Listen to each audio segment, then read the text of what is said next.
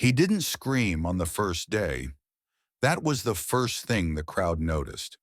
Not the chains digging into his wrists, not the blood already seeping through his tunic, not even the twisted wooden frame he was bound to. It was the silence. The kind of silence that made your stomach tighten. A man about to be torn apart should cry, beg, curse the gods. He didn't. He looked straight ahead, eyes fixed on the marble steps of the tribunal, as if he were the one passing judgment. The sun was cruel that morning. It hung like molten bronze above the forum, baking the stone columns and the flesh of those pressed against each other for a better view. 100 guards held the line. 1,000 citizens pushed against it. No one wanted to miss the beginning, because this was not a punishment. This was a performance. The herald stepped forward, unrolling the decree with the exaggerated flourish of a stage actor. His voice rang across the square. By order of the Senate and the will of the people, Marcus Vulcanius, traitor to the Republic, deceiver of brothers, enemy of Rome, shall be executed over the course of 12 days. A murmur rippled through the crowd. Not hours, not a single blow. 12 days, 12. Behind the herald, the executioners waited, not with swords but with tools, hooks, rods, clamps, iron gloves heated in coals, and something else too, medical slaves standing ready to revive what would not die fast enough. The boy near the front, no older than 14, whispered to his mother, "Why 12 days?" She didn't answer. She didn't know. But the answer was coming, 1 hour at a time. The first blow wasn't physical. A senior senator walked up to Marcus and spat in his face. Then another, and another. Each insult delivered not with rage but ritual. "For Gaius," spit. "For the gold you stole," slap. "For the blood you made us spill." Still he said nothing.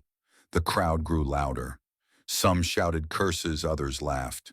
A few, just a few, watched in silence, faces unreadable. By midday, the first cuts were made. Not deep enough to kill, just deep enough to open. The executioners were methodical, 2 inches across the abdomen, 1 inch below the collarbone. Then they stopped. Salt was poured. Wine was poured. Then the wounds were sealed with heated metal, not to stop the pain, to prolong it. As dusk fell, Marcus Vulcanius still breathed, still stared forward, still silent. And then, as the crowd began to thin, a voice rose from the stone platform. His voice, only 5 words. "Tell them I'm still here." No one moved. The guards looked at each other. The chief executioner paused, hand on his torch. Marcus tilted his head slightly, blood pooling in his lap, and added, "They haven't won yet." Subscribe if you're still watching, because this is only the first day. 11 more remain. Tell us in the comments, if you were there, would you have kept watching or walked away? Marcus Vulcanius had been many things before the Senate made him an enemy. He had been a hero in his own right, or so the empire had once believed. The son of a minor senator, he quickly climbed the ranks of Roman society, not by inheritance, but by merit. His prowess in the field of battle had earned him the respect of his peers, the admiration of the public, and the trust of the Senate. He had fought against the northern tribes, helped solidify the empire's borders, and was instrumental in securing trade routes along the Mediterranean. To the people of Rome, Marcus Vulcanius was the embodiment of Roman virtue, strength, honor, loyalty.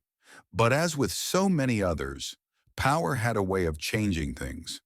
It wasn't long before Marcus's ambition outgrew the expectations of those who had once applauded him. His thirst for greater influence led him into the dangerous waters of political maneuvering. It began innocuously enough. whispers in Senate halls, alliances forged with those who shared his vision for Rome's future. But when he betrayed his closest ally, Decimus Drusus, for control of a lucrative province in the east, the cracks in his facade began to show. Marcus had made enemies, powerful ones. It was a simple mistake, a fatal mistake. Decimus, once a brother in arms, had been poisoned, a slow, torturous death. Marcus had been careful, calculating, never leaving a trace behind. The plan was flawless, the execution pristine. But what Marcus hadn't counted on was that Decimus's daughter, a young woman named Lucilla, had suspected something. She had been watching. She had been listening. 2 years later, she brought the evidence to the Senate. She had enough to accuse Marcus of treason. But this wasn't just about the murder of Decimus Drusus. It was about his rise, his refusal to bow to the Senate's rules, and the way he'd pulled strings to secure his place in the highest circles of power. His enemies came from every corner of Rome: disgruntled senators, generals who felt betrayed, citizens who had lost family members to his insatiable quest for control. In the face of mounting evidence and public outcry, Marcus was brought to trial. The Senate had no choice but to convict him. The verdict was swift, the punishment cruel. But this wasn't just about the death of one man. This was about sending a message that Rome's power structure was not to be tampered with. But what was it that made the Senate demand something so extreme? Why wasn't Marcus simply executed in the usual manner? What had he done to inspire such a grotesque spectacle? The answer was fear. The fear that if Marcus were allowed to die quietly, his legend would live on. The fear that if the Senate simply killed him, they would be seen as weak. Rome couldn't afford that. The people had to see his fall as something more than just a death. It had to be an event, a punishment so elaborate, so excruciating, that it would make even the most powerful men in Rome think twice before challenging the Senate's will. The Senate wanted to break him, not just physically but mentally. They wanted to make an example out of him, to remind everyone that no one, no matter how powerful, was above Rome. No one could escape the consequences of betraying the state. By the third day, Marcus had already endured more than most men could handle. The crowd, once filled with curiosity, was now growing restless. Some were fascinated, others were repulsed. But no one could look away. The spectacle had become a strange form of entertainment. The first days had been simple enough: whips, chains, and symbolic wounds that served only to prolong his suffering. But on the fourth day, the real torment began. The executioners had learned something about Marcus, something the Senate hadn't anticipated. Despite the pain, despite the blood, he didn't beg. He didn't scream. He didn't break. His silence infuriated them. The first attempt to truly destroy his spirit came at dawn, when the chief executioner approached him with a different kind of tool. Not a blade, not a whip, but something far more insidious: a small bowl of hot oil poured slowly onto his open wounds. The effect was immediate. Marcus's body convulsed as the oil burned its way through his flesh. The pain was beyond anything he had ever known. It was like fire, but deeper, more insidious. Yet still, he didn't scream. He only groaned softly, as if to let the world know he was still alive. The crowd gasped. The silence was shattered. But Marcus didn't respond to it. He didn't turn toward the people. He didn't give them the satisfaction of seeing his pain. The chief executioner moved closer, looking for a reaction, searching for a crack in the wall that Marcus had built around himself. He spoke to him, his voice low and mocking. "Still silent, Volcatius? Do you think your silence will save you?" But Marcus simply met his gaze, his eyes cold. And for a moment, the executioner hesitated. The crowd, too, grew uneasy. This wasn't how the spectacle was supposed to go. They wanted pain. They wanted suffering. They wanted to see this man break. But Marcus had already given them something they hadn't bargained for: his refusal to bow, even in the face of death. As the fifth day approached, the cruelty of the Senate's plan became clear. The torment wasn't just for Marcus. It was for the people of Rome. It was designed to make them question everything they thought they knew about power, about weakness, about the limits of endurance. Could they endure what he was enduring? Would they break when the time came for them to make their own choices? The question was simple. How much could one man take before he finally cracked? By the sixth day, Marcus was no longer a man. He was something else entirely, something between life and death. The end was drawing near. If you're still with us, hit that subscribe button. We're only halfway through and the worst is yet to come. What do you think is going to happen next? Let us know in the comments. The seventh day of Marcus Volcatius's punishment began as the others had, with the same indifferent sun rising over the forum, casting its light on the slowly deteriorating body of the traitor. But this morning, something had shifted. There was a sense in the air, a tension that hadn't been there before. The crowd had grown quieter, more subdued. They had seen death. They had seen pain, but they hadn't yet seen a man who was willing to endure everything, even the worst they could throw at him, without breaking. The executioners had moved from crude instruments to more refined tools. They no longer relied on the slow, deliberate cruelty of hot iron or sharp blades. Instead, they brought forth a set of delicate, almost artistic instruments: thin silver chains, small hooks, and needles.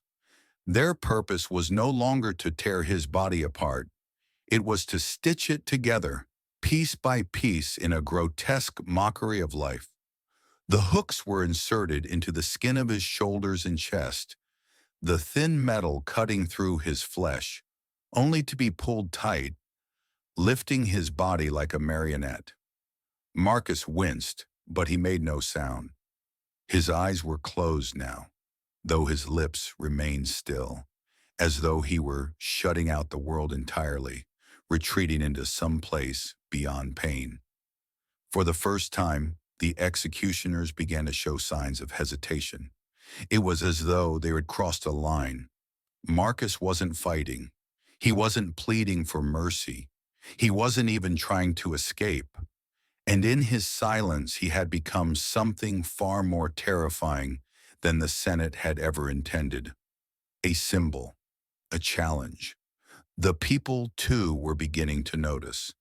The initial excitement of seeing a man tortured for days had worn off. It was no longer a spectacle. It was a slow, suffocating dance of life and death, a tragedy they couldn't look away from. The nobility in the crowd whispered among themselves. "Why hasn't he died yet?" they asked. "What kind of monster is he?" They didn't know it yet, but Marcus Volcatius was becoming something far worse than any of them could have anticipated. He was becoming the embodiment of defiance, and that was exactly what the Senate feared most. By the 10th day, the crowd had seen enough.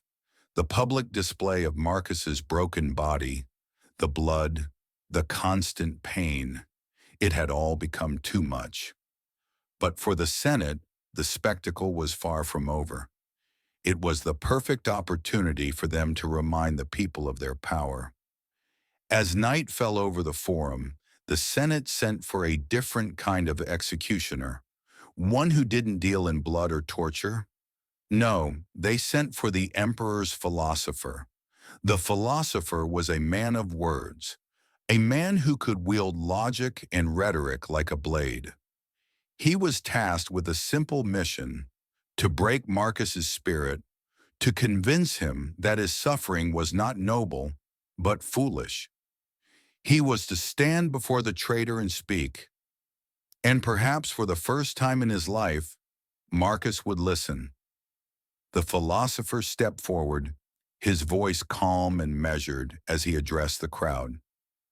We stand here today not to celebrate the death of a man, but to honor the laws of the Republic. Marcus Volcatius chose his path. He betrayed us. He betrayed Rome. And now he chooses to die slowly, to deny us satisfaction of a swift end. He turned toward Marcus, his gaze softening for a moment, as though he were speaking to a fellow scholar. Marcus, he said, his voice carrying the weight of all Rome's history, what do you hope to prove? What do you hope to gain by enduring this torment? You have been given the chance to repent, to make amends, but instead you choose to suffer. Tell me, what is your purpose now? Marcus's head hung low. For a moment the philosopher thought he had broken through. But then, in a voice quieter than any he had heard before, Marcus spoke. Do you think this is about me? He asked, his voice raw but steady. Do you think I care about my own life? I care about the truth. I care about what Rome has become. I care about what we've lost. The philosopher blinked in surprise. The crowd held its breath, waiting for the next words. I do not beg for mercy, Marcus continued. I do not ask for a quick death, but I will not die for nothing. I will not die in silence. If Rome is to fall, it will not be because of me, but because of all of you who stand by and watch this, as if it were some kind of sport. The philosopher hesitated. There was no response. Marcus's words hung in the air, like the weight of history itself pressing down on the executioner and the crowd alike. And just like that, Marcus had won. The philosopher, who had come to break him, was the one who was shaken. The crowd, who had once jeered and laughed, was now silent. Even the executioners, standing on the sidelines, were no longer sure of their own actions. Had they not crossed a line? Had they not made a martyr of this man? Had the Senate not given him a chance to become more than a traitor? Had they not turned him into something more, something greater than themselves? Day 11 arrived with no fanfare. The forum was quieter than it had been in days. No one was cheering. No one was shouting. Everyone was waiting. The emperor himself arrived, flanked by his most trusted guards. He stepped onto the platform and looked at Marcus, who was still bound, still alive. The crowd parted, their eyes following every movement. For the first time, Marcus met the emperor's gaze. And as the final act of the 12-day spectacle began, Marcus's lips moved once more. Let Rome remember me not for my death, but for my defiance. And with those words, the emperor gave the signal. In that moment, everything changed. The pain, the suffering, the agony, they all melted away. Because in his final moments, Marcus had achieved something greater than survival. He had achieved immortality. If you're still with us, make sure you subscribe. And let us know, do you think Marcus was right? Would you have defied Rome as he did? Drop your thoughts in the comments below. As the emperor's command echoed through the forum, the final act of Marcus Volcatius's 12-day torment was set into motion.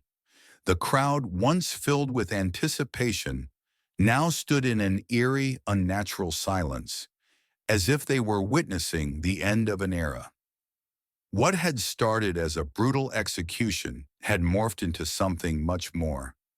A reflection of the fragile relationship between power and resistance, between life and death. Marcus, his body barely clinging to life after days of unspeakable torture, was lifted from the stone slab where he had spent the majority of his suffering. The hooks and chains that had once seemed like instruments of dominance now appeared like the final shackles of a man who had already been defeated in spirit, if not in body. But he still stood, if only by sheer will. The emperor, a man hardened by years of ruling, walked forward slowly, observing the broken figure before him. He did not speak immediately, for he knew there were no words that could add any weight to this moment. This was not about justice or revenge. It was about power, and how even the mightiest could be humbled. The emperor's gaze, cold and calculated, met Marcus's. "What do you think you've accomplished, Volcatius?" the emperor asked, his voice steady, but laced with a venomous curiosity. "You've chosen to die slowly, but that, in the end, means nothing. You'll be forgotten, like all the others." For a fleeting moment, Marcus's eyes flickered with recognition, a slight narrowing of his pupils, as if he were contemplating the emperor's words. But then, in the deep silence that followed, Marcus did something no one expected. He smiled. It wasn't a smile of defiance or pride. It was something more complex, a smile of understanding. As if, after all the pain, after all the suffering, he had finally seen through the veil of power and deception that had clouded his mind for so long. "I'll be forgotten," he whispered, his voice hoarse but clear. "You don't get it, do you?" The emperor took a step back, momentarily thrown off balance by the unexpected response. He wasn't used to being challenged in such a direct, yet seemingly passive manner. His soldiers tensed, unsure whether to intervene or let the moment unfold. Marcus, still bound and broken, spoke again, his words slow but purposeful. "I don't care if history remembers me, but you will never forget this." The emperor's brow furrowed. He could feel the weight of the words, a seed of doubt planted in his mind. "What do you mean by that?" "I mean that you've already lost," Marcus replied, his voice growing stronger, each word carrying the weight of the truth he had come to realize. "You've tortured me, you've humiliated me, but I've never broken. And that, my emperor, is something you will never be able to control." The crowd, still silent, could sense the shift in the air. It was as if the very foundations of Roman power had cracked, just enough to allow a sliver of doubt to creep through. They had come to watch a man die, but now they were watching something far more dangerous unfold, the death of their certainty. The emperor, his confidence wavering for the first time, motioned to the chief executioner. But even the executioner hesitated. There was something in the air, something unsettling. He had seen many executions, but this one felt different. The bloodshed, the pain, it was no longer enough to satisfy. There was a lingering question. Had Marcus, in his defiance, won in a way that no one could truly understand? The executioner advanced reluctantly, his hand gripping the dagger that would end Marcus's suffering. But before he could strike, Marcus spoke once more, his voice now steady, commanding. "Do it," he said, his eyes locking with the emperor's. "But know this, even in death, I will haunt you. I will haunt Rome. And one day you will realize that the death you've given me was not the victory you think it was." The emperor's lips parted in disbelief. What kind of man could face such pain and still speak with such resolve? What kind of man could stare death in the face and declare victory when everything else had been stripped away? Without another word, the executioner plunged the dagger into Marcus's chest. The blood that spilled was no longer the symbol of his defeat. It was the symbol of his triumph. The form was still for a long moment, the last breath of Marcus Volcadius hanging in the air. His body crumpled to the ground, his final defiance echoing in the silence that followed. The emperor, standing over the lifeless body of the traitor, finally seemed to grasp the gravity of what had just transpired. He had broken a man's body, but in doing so, he had unknowingly sparked a fire that would never die. The people of Rome would remember him, not as a traitor, but as a martyr, a symbol of resistance that could not be extinguished. He had, in his final moments, transcended the punishment he had been given. And as the crowd slowly dispersed, leaving the forum in a state of stunned quiet, the emperor could feel it, a shift, an irreversible change in the air. Rome's power was no longer as absolute as it had seemed. In the days that followed, Marcus's name spread across the empire like wildfire. His death became more than a cautionary tale. It became a rallying cry for those who had been silenced, for those who had been wronged. The emperor's victory, it seemed, had been nothing more than a Pyrrhic one. For as long as Rome stood, Marcus Volcatius would be remembered, not for his crimes, but for his refusal to bend. The 12 days of his execution, once meant to break him, had forged something much stronger, a legacy that no ruler could erase. Still here? Then make sure you subscribe. Marcus didn't just die, he became something greater than any of us could ever imagine. What do you think? Was he right? Could you have endured what he did? Let us know in the comments. As the dust of Marcus Volcatius's execution settled, the ripples of his defiance began to reverberate through Rome. Despite the emperor's best efforts to bury his legacy beneath the weight of his death, what was intended to be a spectacle of ultimate power, a clear statement of Rome's absolute dominance, had inadvertently turned into something far more dangerous, a question mark, a crack in the facade of Roman invincibility. The weeks that followed were marked by an unusual quiet. The streets of Rome, normally bustling with gossip, arguments, and the steady hum of imperial life, became strangely hushed. The once eager crowd that had witnessed Marcus's brutal end now found themselves haunted by the image of the man who had not screamed, who had not begged for mercy, who had not once shown the fear they had expected. And as they returned to their daily lives, the thought of Marcus Volcadius lingered. What had happened to Rome's pride? What had happened to their sense of security? The emperor in his gilded palace no longer seemed as invulnerable as he had before. His advisors, who had once flattered him with exaggerated praise, now spoke in hushed tones. The emperor's face had tightened into a permanent scowl, his confidence shaken. Behind closed doors, he demanded to know why Marcus had not broken, why he had become something more than just a dead traitor. But it wasn't just in Rome where Marcus's name began to echo. News of his death and his defiance had spread to the furthest corners of the empire, to the distant provinces where Rome's iron grip had once seemed unshakable. The story of Marcus Volcadius, the man who survived 12 days of torture, the man who faced death and spoke of truth, became a rallying cry for the oppressed. In the farthest reaches of Hispania, in the market square of a quiet village, the whispering began. The common people had heard of Marcus, of his refusal to beg for mercy, of his steadfast courage in the face of unimaginable pain.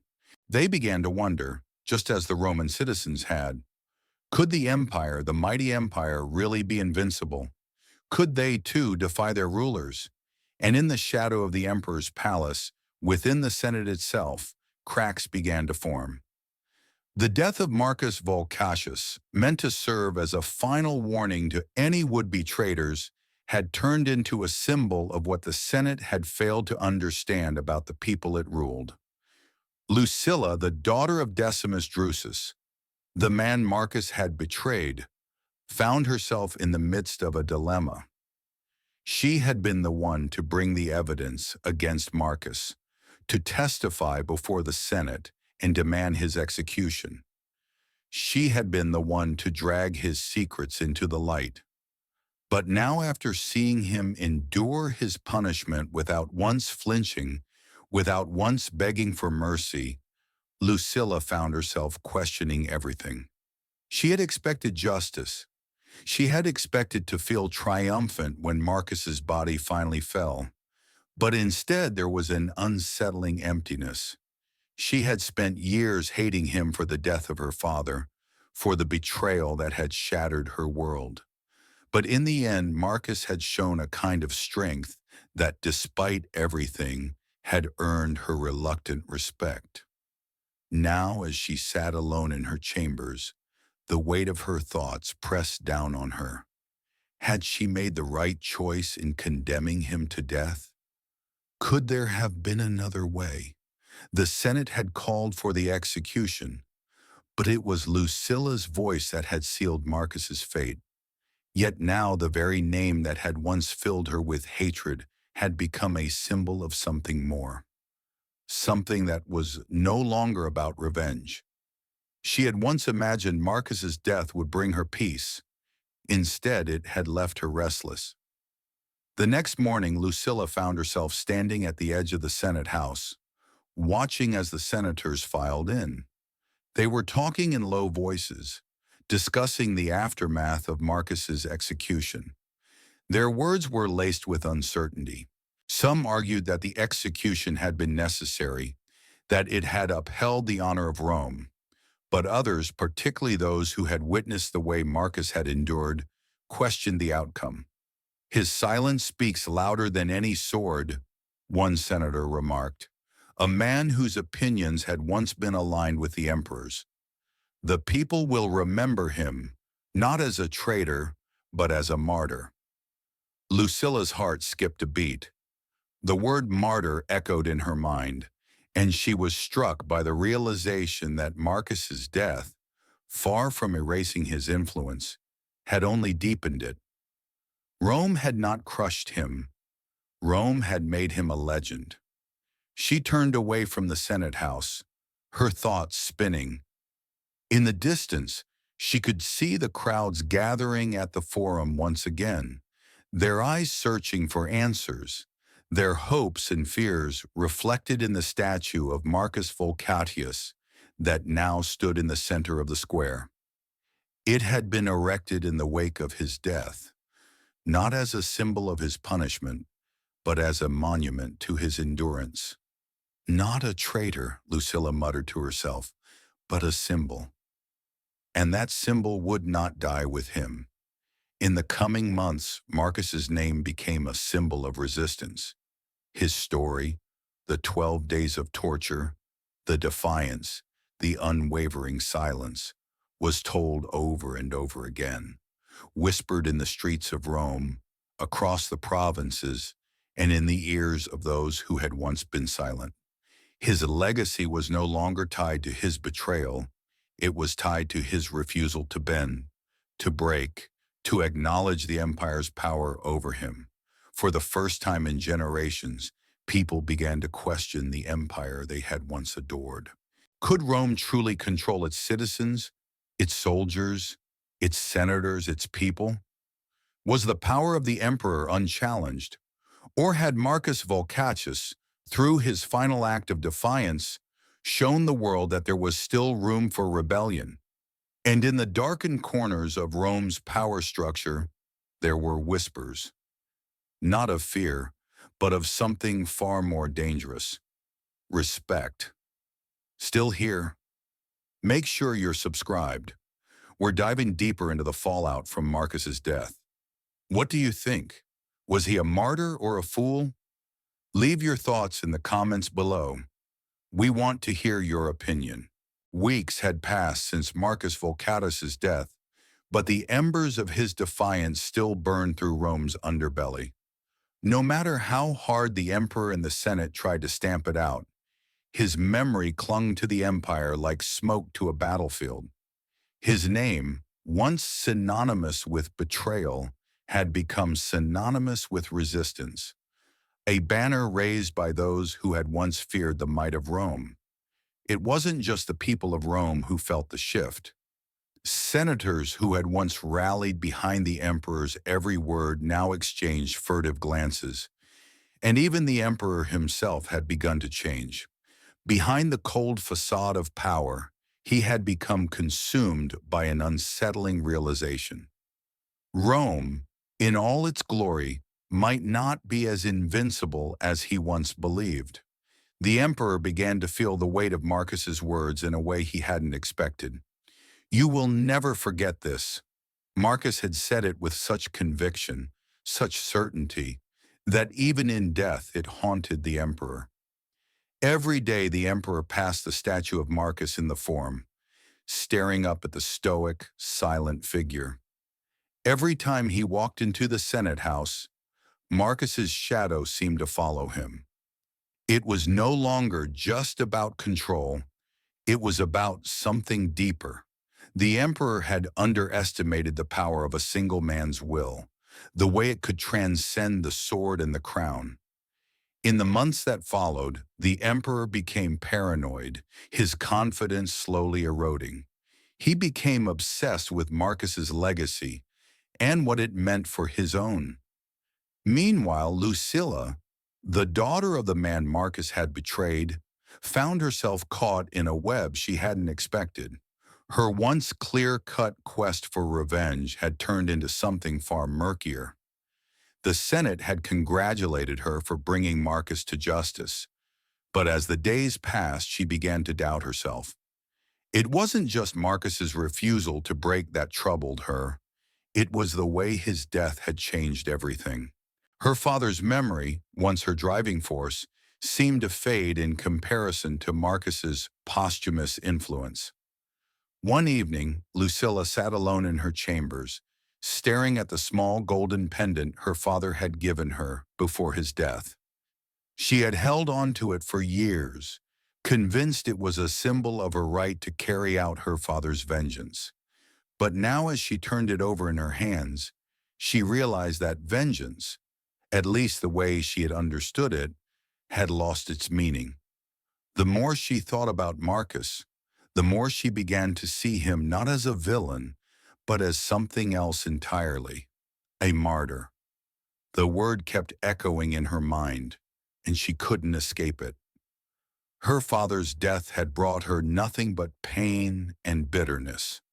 But Marcus had faced death with dignity, with resolve.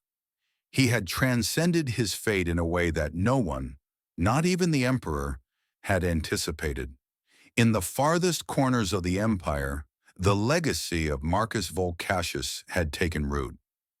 The once unquestioning loyalty to the Roman Empire was beginning to erode, slowly but surely.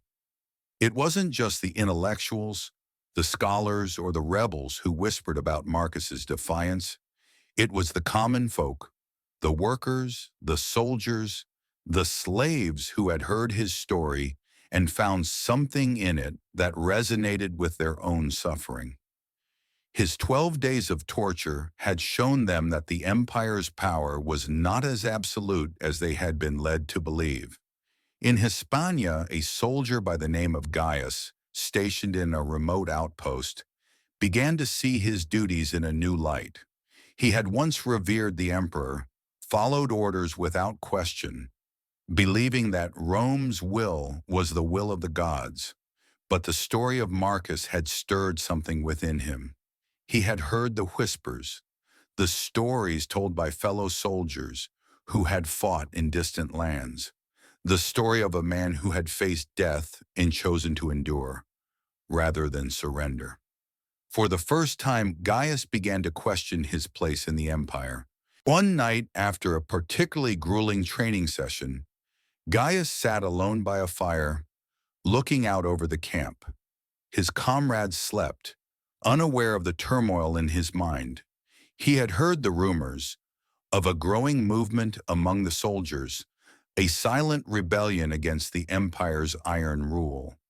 And the more he thought about Marcus Volcatius, the more he felt a stirring within him.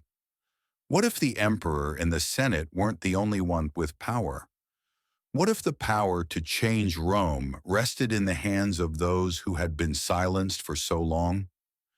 The next morning, Gaius spoke to a few trusted men, sharing his thoughts. They were cautious at first, wary of the consequences, but as Gaius spoke of Marcus's death, of his refusal to bow, of his legacy, the seeds of doubt were planted. Slowly but surely, Gaius's words began to spread, like fire among the dry brush. Back in Rome, Lucilla made her way to the Senate house, her thoughts heavy with the weight of Marcus's influence. She had come to realize something she hadn't understood before, that the true nature of power wasn't in the hands of those who ruled, but in the hearts of the people. Marcus had died, yes, but his ideas, his defiance had taken root in ways that even the emperor could not control. As Lucilla walked through the marble halls of the Senate, she found herself face to face with the very man who had once been her greatest enemy, and in many ways, her greatest ally. The senator who had once advised the emperor, the one who had stood behind the execution of Marcus, now looked at her with a different gaze. He had seen the change in the air, felt the shift in the empire's pulse. "You were right, Lucilla," he said softly, his voice tinged with a rare humility. "Marcus was a symbol, and now we must find a way to control it before it controls us." Lucilla didn't respond immediately. She had spent so long hating Marcus, so long clinging to her father's memory, that she hadn't realized the true cost of vengeance. It wasn't just Marcus who had changed, it was her too. The once clear divide between right and wrong, between justice and revenge, had blurred beyond recognition. "Perhaps," she said quietly, "it's time for us to stop trying to control everything." The senator looked at her, his eyes narrowing as if trying to understand her sudden shift in perspective. But Lucilla knew that the world she had once known was no longer the same. And perhaps, just perhaps, it was time to stop living in the shadow of her father's death and embrace the truth that Marcus had left behind. That power, true power, was in the hands of those who refused to bow, even in the face of death. The emperor, sitting alone in his throne room, stared at the empty chair beside him, where his trusted advisors once sat. They had all left one by one, unable to ignore the truth that Marcus Volcatius had shown them, that the empire could no longer be ruled by fear alone. The emperor's mind raced. How could he maintain control? How could he stop the whispers from growing into something more? And then as he sat there, contemplating the empire's future, he realized something that shook him to his core. He too had become a prisoner of his own fear. The empire had changed, and Marcus Volcatius, though dead, had changed it forever. Still here? If you're enjoying this story, don't forget to subscribe. What do you think will happen next? Let us know your thoughts in the comments below. As autumn descended upon Rome, the change that Marcus Volcatius had set into motion was no longer something whispered about in the back alleys of the city or across the provinces. It had become an undeniable force. The imperial facade, once impervious and unyielding, now seemed fragile, cracked in places, allowing the light of rebellion to seep through. In the grand halls of the Senate, those who had once hailed the emperor as an untouchable god now found themselves questioning their own allegiance. The murmurs were subtle at first, an anxious glance, a whispered conversation, but they grew louder with each passing day.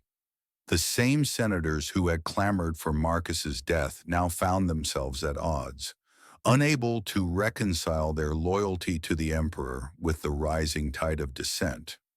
The emperor, aware of the unrest within his own ranks, called for a meeting of his closest advisors.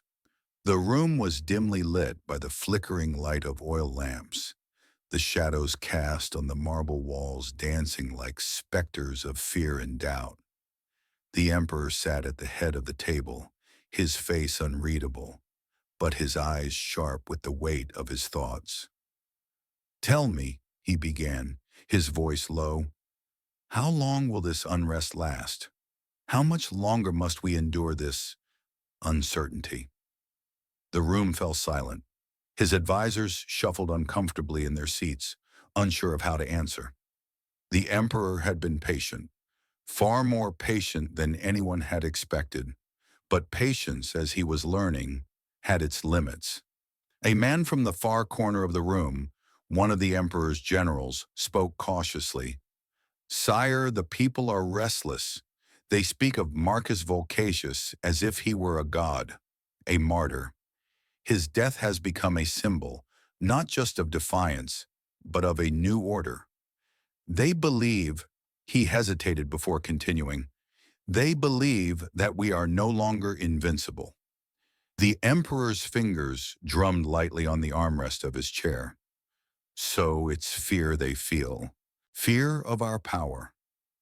"No, my lord," the general corrected softly. "It's not fear. It's doubt. Doubt that we can maintain our control forever." The emperor's face tightened at the word, doubt. It was a word he had never thought he would hear in his own court, let alone from his own soldiers. His empire had been built on certainty, certainty that Rome's will was law, certainty that no one, no matter how powerful, could stand against them. But now, in the wake of Marcus's death, that certainty was gone. The emperor rose slowly from his chair, his movements deliberate, his mind racing. "Then we must restore that certainty," he said quietly, as if speaking to himself more than anyone else in the room. "Rome was built on strength, and it will remain that way. We cannot allow this rebellion, this feeling of doubt, to grow. Not now. Not when we are on the brink of a new age." A senator, one of his more trusted allies, leaned forward. "And what of Marcus's legacy, sire? The people will not forget him. His story has become a rallying cry, something that cannot be easily erased." The emperor's jaw clenched, his eyes burning with the weight of their words. He knew they were right. Marcus's death had done more than take a life. It had created something new, something that couldn't be undone by simple force or decree. "Then let us turn it to our advantage," the emperor muttered. "If Marcus Volcatius is to be remembered as a martyr, then let us show the people what martyrdom truly means." In the streets of Rome, the emperor's advisors had begun to make their move. The statues that adorned the Forum were altered, the images of Marcus Volcatius subtly modified, turning his defiant face into something more ominous. Propaganda began to spread, showing images of the traitor's final moments, his tortured body and silence twisted into something dark and sinister. They sought to turn Marcus into a symbol of rebellion, something that would remind the people of the cost of defying Rome's will. But the people, in their grief and anger, saw through it. They saw through the emperor's attempt to manipulate the truth. They did not see a broken man, but a hero who had shown them that even in death, even in the face of unimaginable pain, the spirit could not be crushed. In the days that followed, the movement that Marcus had inadvertently sparked grew stronger. The whispers in the streets became shouts, and the shouts became protests. Not just in Rome, but across the empire, from Hispania to Gaul, from Egypt to the distant reaches of the East. And still, Lucilla struggled with her own role in it all. The weight of Marcus's death, and the way it had changed everything, pressed down on her. She had thought that avenging her father's death would bring her peace, but it had not. Instead, it had left her with an emptiness she could not fill. Her father's name was no longer the only thing that mattered. It was Marcus's legacy, the way he had defied everything the emperor stood for, that now called to her. One night, as she stood at the edge of the forum, looking at the newly erected statue of Marcus, she found herself alone with her thoughts. The city was quiet, the noise of the day fading as the evening descended. She wondered if she had made the right choice in condemning him. But in the quiet, in the stillness of the night, she realized that the choice had never really been hers to make. It had always been about Rome, and now it was about the future. The protests in the streets grew more violent. The emperor, unable to quell the unrest through force alone, made the fateful decision to call the Senate into session. He needed to solidify his power. He needed to remind Rome who held the reins of control. As he entered the Senate House flanked by his guards, he could feel the weight of the moment. The air was thick with tension, the senators divided, unsure of what to expect. The emperor stood at the head of the room, his gaze sweeping over them, searching for any sign of dissent. He took a breath, then spoke, his voice booming, echoing off the marble walls. Rome is not just a city, it is an empire, built on the blood of its citizens. The people must know their place. We have shown them the cost of defiance. We have shown them the consequences of rebellion. And now we must show them that Rome will never be shaken. But in the back of the room a senator stood, his face grim, his voice steady. "Your Majesty," he said, his words carrying the weight of the entire Senate, "it is not Rome that is in danger. It is the people's trust in you, in us, in this empire." The emperor froze, his eyes narrowing. For the first time, he understood the full meaning of Marcus's legacy. It was not about a single man. It was about the very foundation of power itself.